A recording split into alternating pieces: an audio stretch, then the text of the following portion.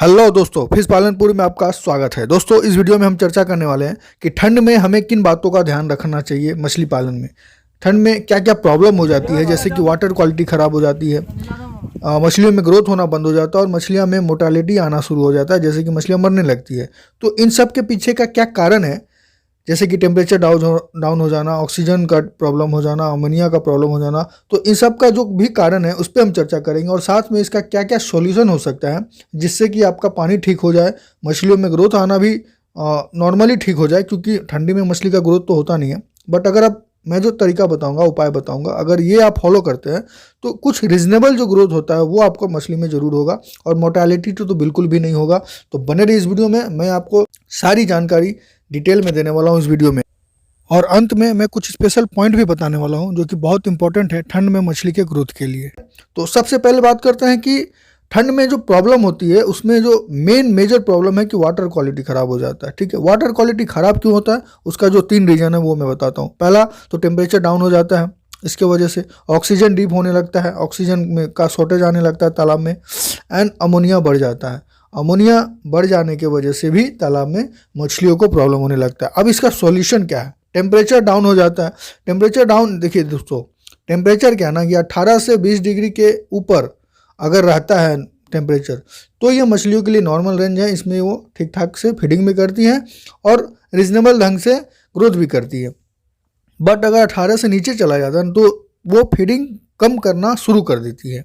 ठीक है, तो इसलिए हमें टेम्परेचर को मेंटेन करके रखना होगा। और मेंटेन करने के लिए क्या उपाय है दोस्तों? टेम्परेचर को कंट्रोल करने के लिए, टेम्परेचर बढ़ाने के लिए तालाब में आप क्या कर सकते हैं कि बोरवेल का पानी का यूज़ कीजिए। सुबह शाम 2-2 घंटा आप अगर बोरवेल का पानी चला देते हैं तालाब में, तो जैसे तालाब का पानी ठंडा और ये बोरवेल का पानी जो होता है वो 26 डिग्री का टेम्परेचर मोटा मोटी उसके अंदर होता है, तो वो जा करके आपके तालाब का पानी का टेम्परेचर थोड़ा बढ़ा देगा। ठीक है, और ये चलाना कब है? शाम को 6-7 बजे करीब में 2 घंटा चला दीजिए, या फिर शाम को अगर नहीं भी चला पाते, आप एक टाइम चलाना चाहते हैं तो सबसे बेस्ट टाइमिंग होता है सुबह, क्योंकि ओस गिरता है रात में और सबसे ज़्यादा मछलियों को ठंड जो लगता है, पानी जो ठंडा हो जाता है, टेम्परेचर जो डाउन होता है वो करीबन 3 से 5 या 6 बजे के बीच में रहता है, जब तक सूरज ना उग जाए। तो उस समय आपको 2 घंटा, 4 से 6 या 3 से 5 बजे के करीब में 2 घंटा आपको बोरवेल का पानी चला देना है, जिससे कि आपका टेम्परेचर थोड़ा सा उस समय नॉर्मल हो जाए, मछलियों को प्रॉब्लम नहीं होगा। पहला बात ये हो गया टेम्परेचर को कंट्रोल करने का। दूसरा आप क्या कर सकते हैं कि एग्रीकल्चर में देखिएगा ये जो ग्रीन पर्दा होता है ना, इसको आप जैसे नर्सरी पॉन्ड के ऊपर आप लगा सकते हैं, जिससे होगा क्या कि रात में जो ओस गिरता है वो उस समय मछलियाँ क्या होगा कि उस पर्दा के नीचे जा कर के अगर रह जाता है ना पानी में, तो उनको ओस वाला ठंड जो है वो नहीं लगेगा। ठीक है, तीसरा आप पॉली हाउस लगा सकते हैं, जो कि काफ़ी खर्चीला होता है, इसलिए मैं इसको थर्ड ऑप्शन में रखता हूँ। पॉली हाउस लगा देंगे तो भी आपको तालाब में मछली का प्रॉब्लम नहीं होगा। पॉली हाउस का मतलब ये जिस तरीके से एग्रीकल्चर में यूज़ होता है वैसे ही आपको ऊपर में, तालाब के ऊपर में लगा देना है। अगर आप पूरे तालाब में नहीं लगा सकते हैं, जैसे कि मैंने जो ग्रीन पर्दा बोला, तो आप एक काम कर सकते हैं, तालाब का 15 to 20% के हिस्से में ही के ऊपर ही लगा दीजिए, ताकि जब ओस गिरे उस समय मछलियाँ वहाँ जा कर के आसानी से रह पाए। ठीक है, तो ये हो गया टेम्परेचर को कंट्रोल करने का तरीका। अब बात करते हैं कि वाटर क्वालिटी में जो दूसरा प्रॉब्लम आता है वो ऑक्सीजन का डिप हो जाना। ऑक्सीजन कम हो जाता है, उसके लिए आपको क्या करना है? ऑक्सीजन बढ़ाने के लिए आप या तो एरिएटर चला सकते हैं या फिर मोटर चला सकते हैं, यानी कि उसी तालाब का पानी को उसी के अंदर वापस से रिसाइकिल करना है। ठीक है, मोटर चला करके उसी का पानी उसी में देना है, जिससे कि थोड़ा सा एरिएशन बनेगा और ऑक्सीजन जनरेट होगा। तीसरा, अमोनिया बढ़ जाता है, जिसके कारण वाटर क्वालिटी ख़राब हो जाता है। तो अमोनिया को कैसे कंट्रोल करना है? सबसे बेस्ट ऑप्शन होता है कि आप हर महीने नेटिंग कराते हैं और ठंड के मौसम में आप 15 दिन में नेटिंग कराइए, आपका अमोनिया तालाब में नहीं बनेगा।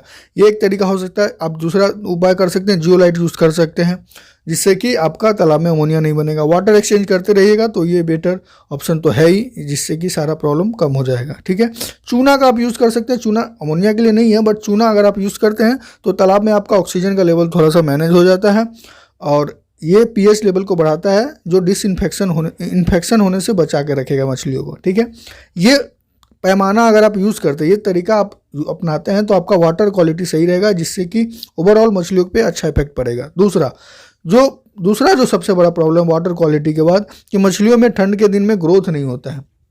अब ग्रोथ होने के लिए हमें क्या करना चाहिए? तो दोस्तों ग्रोथ के लिए आपको जो पहला सॉल्यूशन मैं बताऊंगा कि पहला तो आपको वाटर का जो टेम्परेचर है वो मेंटेन करेंगे, जो मैंने ऊपर में जो उपाय बताया उसके हिसाब से, ठीक है। दूसरा, ग्रोथ कब होता है मछलियों का, जब वो खाना खाती हो, और ठंड में तो मछलियाँ खाना ही बंद कर देती हैं। तो उस समय हमें क्या करना है ना कि जो खाने का टाइमिंग है सुबह में 8-9 बजे हम लोग नॉर्मली खाना देते हैं, तो उसको बढ़ा देना है। जैसे कि 12-1 बजे के करीब में, 11 से 12 बजे के करीब में अच्छा धूप होता है उस समय आप देते हैं ना, तो मछलियाँ उस समय थोड़ा सा ऊपर सतह पे आता है, क्योंकि पानी ऊपर में थोड़ा गर्म होता है। उस समय आप आराम से उसको खाना देंगे तो खाएगा भी, और थोड़ा टहलेगा तो उसका खाना भी पचेगा। तो वो आप तरीका अपना सकते हैं। और हर 15 दिन में आपको नेटिंग कराना है, क्योंकि सिर्फ खाने से मछलियों का ग्रोथ नहीं होता, खाने के बाद वो पचना भी चाहिए, ठीक है, उसके शरीर में लगना भी चाहिए। और वो तब लगेगा अगर खाने के बाद वो सुस्त होकर के बैठ जाएगा, ठंड लगेगा तो फिर वो मछली का ग्रोथ नहीं होगा। बट खाने के बाद वो थोड़ा सा टहलता है, घूमता है, फिरता है पानी में, और वो कब करेगा, जब मछली पानी का क्वालिटी सही रहेगा, ठीक है, टेम्परेचर नॉर्मल रहेगा। और आप नेटिंग जब कराते हैं ना, तो सारा मछलियाँ इधर से उधर भागती है, जिसके कारण उसका जो खाना है, जो भी वो खाया रहता है, वो सुस्त नहीं पड़ता है, और उसके शरीर में खाना लगता है, उसका एक्सरसाइज हो जाता है। नॉर्मली आप एकदम ठेठ भाषा में समझा जाए तो उसका एक्सरसाइज होता है, जिससे कि उसका इम्यून सिस्टम मजबूत होता है और वो बढ़ना शुरू करता है। एक और चीज़ दोस्तों, अगर आप नेटिंग कराते हैं तो एक चीज़ का ध्यान रखिएगा। प्रॉब्लम क्या होता है कि नेटिंग कराने से मछलियों में ना रगर लग जाता है, ठीक है, थोड़ा थोड़ा लाल लाल या थोड़ा सा छिल जाता है। तो गर्मियों के दिन में तो ये अपने आप ठीक हो जाता है, बट ठंडियों में क्या होता है ना कि इससे घाव हो जाता है, और वो घाव माने वो इन्फेक्टेड जगह जो है वो फिर फंगल इन्फेक्शन का कारण बन जाता है, जिससे कि बाद में मछलियाँ मरने लगती है। तो बेस्ट है कि आप जब नेटिंग कराएंगे ना, तो उस समय आप सारे मछलियों को एक साथ करने के बाद उसमें पोटासियम का घोल डाल दीजिए, पहला ऑप्शन। या फिर आप पोटेशियम नहीं डालना चाहते हैं तो नमक का घोल डालिए, उसको 1 से 2% का करीब में, जितना मछली है उसका 1 से 2% आप नमक का घोल बनाइए और सबको एक साथ उसमें नहला दीजिए।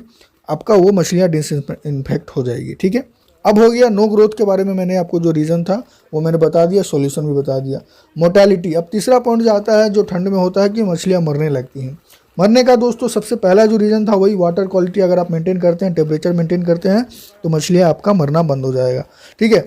दूसरा जो है मछलियाँ कब मरती हैं, कुछ लोग क्या करते हैं कि ठंड के मौसम में ना नया सीड इंट्रोड्यूस कर देते हैं तालाब में, जैसे कि फिंगरलिंग सीड जो होता है वो तालाब में डालने लगते हैं। वो बिल्कुल हमें नहीं करना चाहिए। आप उसको नर्सरी में रखिए, क्योंकि नर्सरी में आप पानी को मैनेज कर सकते हैं, उसका टेम्परेचर अप डाउन कर सकते हैं, वो आसान होता है। उसमें बड़ा तालाब में आपको मैनेज करना थोड़ा मुश्किल होता है, इसलिए ठंड में आप उसको नर्सरी में रखें, रेयरिंग में ही रखें। और जब ग्रो आउट में डालने का समय जब आता है, अब मार्च अप्रैल, उस समय आप डालिए उसको, ठीक है। दूसरा, आप ठंड में क्या होता है ना, मछलियां मरने का जो सबसे बड़ा एक और रीज़न होता है कि पीएच कम हो जाता है, जिसके वजह से उनमें बीमारी आता है और वो मरने लगता है। तो आपको चूना का यूज़ करना है। हर 15 दिन में आप एकड़ में 20 किलो हर 15 दिन में आप एकड़ में 10 से 15 किलो का यूज चूना का करें, जिससे कि आपका तालाब में पीएच कम नहीं होगा और मछलियों में बीमारी भी नहीं लगेगा और वो मरेगी भी नहीं। और एक चीज़ आप कर सकते हैं कि जैसे ठंड में आपको क्या करना है कि आप विटामिन सी का यूज़ कर सकते हैं अपने फीड में, ताकि मछलियों को जो खाना मिलता है ना उससे वो विटामिन सी मिलेगा, तो उसका इम्यून सिस्टम बढ़ेगा और उसको बीमारी नहीं पकड़ेगा और वो मरेगी भी नहीं, ठीक है। तीसरा, एक और काम आप कर सकते हैं, जैसे कि आप जो फीड देते हैं उसमें थोड़ा सा सरसों तेल मिक्स करके दे दीजिए, यानी कि 1%। आप जितना मान लीजिए 10 किलो खाना दे रहे हैं तो उसका 1% आपको उसमें सरसों तेल ऐड कर देना है, जिससे कि मछलियों को ठंड ज़्यादा नहीं लगेगा और उससे प्रॉब्लम ज़्यादा नहीं होगा। अब मैं कुछ स्पेशल पॉइंट बताऊंगा जो ठंड में ध्यान रखने वाले है, जो कि आपको रखना चाहिए, जिससे कि आपका तालाब में अच्छा मैनेजमेंट हो सकता है। जैसे कि पहला पॉइंट है कि पानी का लेवल आपको ठंड में 1 से 2 फीट बढ़ा देना है, ठीक है, ये पहला पॉइंट। दूसरा पॉइंट, कैटफिश और रूपचंदा अगर तालाब में रखे हुए हैं तो कोशिश कीजिए कि उसको हार्वेस्ट कर दीजिए, उसको सेल आउट कर दीजिए। और जो तीसरा, जो सबसे इम्पोर्टेंट बात है कि ठंड में हर मछलियों का पालन नहीं होता है, ठीक है, सिर्फ 3 प्रकार की मछलियों का ही पालन किया जाता है। और वो 3 प्रकार की मछलियाँ कौन सी होती हैं, उसको क्या खिलाना चाहिए, कैसे पालना चाहिए और कितना वो आपको मतलब कैसे आप मैनेज करेंगे उसको, जिससे कि आपका साल में 2 कल्चर हो सकता है। ये मैंने वीडियो बनाया हुआ था, ये वीडियो खत्म होते ही आपको स्क्रीन पे दिख जाएगा। उस वीडियो में मैंने पूरे डिटेल में समझाया, आप उसे देख सकते हैं। तो कैसा लगा दोस्तों ये वीडियो? अगर वीडियो अच्छा लगा हुआ हो तो आप कुछ फीडबैक दे सकते हैं, अगर कुछ जानना हो तो, और आप कमेंट करके पूछ सकते हैं। चैनल को सब्सक्राइब कर सकते हैं, वीडियो को लाइक कर सकते हैं, शेयर कीजिए ताकि ज़्यादा से ज़्यादा फार्मर्स के पास ये वीडियो पहुंचे। और अगर कुछ और भी जानना हो तो कमेंट करके आप पूछ सकते हैं, मैं कोशिश करूंगा रिप्लाई करने का। धन्यवाद।